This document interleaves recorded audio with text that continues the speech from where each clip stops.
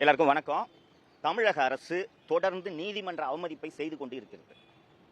இதை அதிகாரிகள் முதல்வருக்கு எடுத்துச் சொல்ல வேண்டும். நான் இந்த அப்பீல chief secretary mister Saikumar and director general of police HOPF designate mister Maheshkumar Agarwal ஆகியோருக்கு தான் நான் இந்த அப்பீலை வைக்கிறேன்.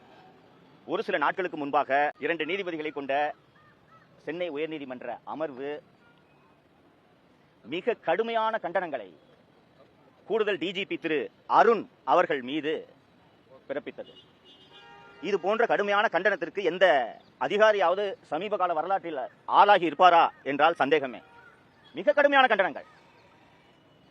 எந்த அளவுக்கு கண்டனங்களை தெரிவித்திருக்கிறார்கள் என்றால், இந்த பதவியில் இவர் இருக்கக்கூடாது, இந்த பதவிக்கு இவர் பொருத்தமானவர் இல்லை என்பதை எழுத்தில் பதிவு செய்திருக்கிறார்கள். அரசு அதிகாரிகள் கவனத்தில் கொள்ள வேண்டும். இது ஓரல் அப்சர்வேஷன் இல்ல, தீர்ப்பு.